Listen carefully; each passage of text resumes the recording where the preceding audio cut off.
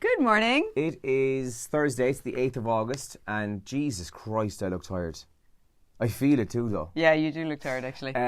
Still looking good, just to get that in there. It's a lovely morning out there. It's going to be lovely and dry again for most parts of the day. We're going to see heavy showers this evening, but the day will escape most of it, I'd say, and it doesn't look too bad right now. And temperatures today still up around 22 degrees, so not bad. Nice, okay, yeah. Good temperatures. Right, some of the big stories in the papers today. Well, this is one you probably heard on Radio Kerry yesterday evening and causing concern for people in Kerry. Pilot strike at Ryanair to cause chaos for travellers is the first part of it. This is a first action of strike on August 22nd. But following on from that, in today's papers, including the Irish Independent, this news about Ryanair set to close its base in Faro in the Algarve. So that's causing some concern, and Kerry TDs say that they're worried about that and the knock-on effects that if it does happen, that it could have on Kerry Airport. Also in the Irish Independent today, top of the range, €11,591, the cost of staying in the priciest student accommodation. Student accommodation going up and up and up. And I heard people talking about yesterday, I had no idea it cost so much. I heard a student on radio yesterday, and I think he said for 2 semesters last year, it was €6,000. Jesus Christ. For just accommodation. That's mental. Like, do you know, when my daughter was about 4, one of my friends said, start her college fund now. And I was like, yeah, I will. And then when she turned 5, I laughed first, and then I was like, okay, maybe she's serious. When she was 5, I said, I better start it now. When she was 6, I said, I better start it now. And now she's 8 and I haven't started it yet. Cool. So I need to do this. Let me be the person to say it on record then. You should start a college fund for your daughter. You should start it now. Should I do that now? You should do that now. Well, this is a place in UCD, and it's, as I said, over 11,000 for the year. For accommodation.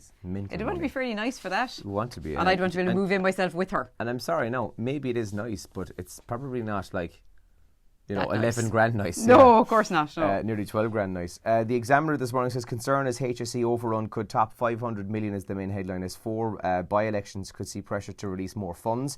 Beef protesters want Minister Creed's invitation cancelled.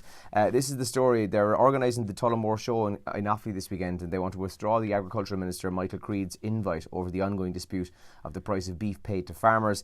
And smear test follow-up risk to private patients, says HSE, is another story in the front page of the Irish Examiner this morning. And just one more thing, actually, inside it, it says tourist trap, visitor fall-off woes for the kingdom. So it talks about tourist visitors to Kerry inside the Examiner there.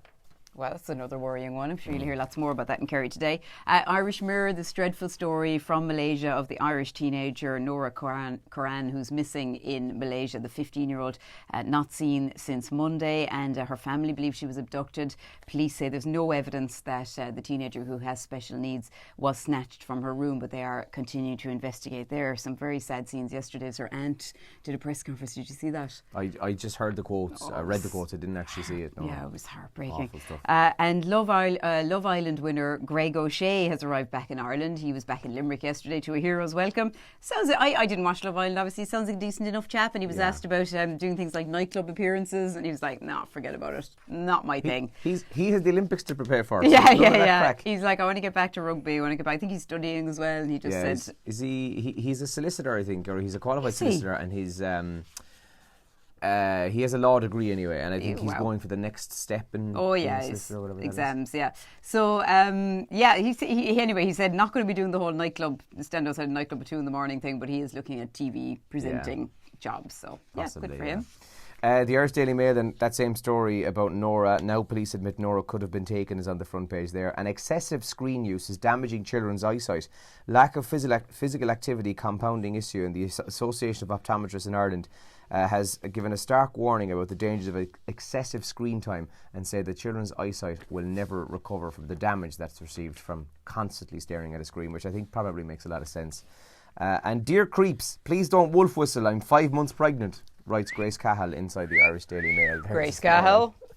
Some of the top trends that you're waking to this morning. It's deadline day in the English Football League, so there'll be a lot going on tonight. Is it 12 o'clock tonight, or when does that happen? Actually, someone might correct me there. It's either 11 or 12.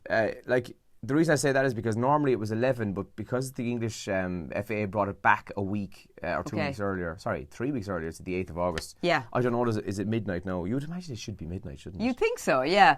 And one of the other things people are talking about on Twitter today in relation to transfers and the Premier League is David Luiz, a shock move to Arsenal, set to happen later as well. So a lot of chatter about that on Twitter today. Woodward out. It's nearly all sports stuff this morning. Man United fans online trying to convince themselves that by complaining about Clive Woodward, complaining about Woodward and the Glazers at Man United will actually do anything.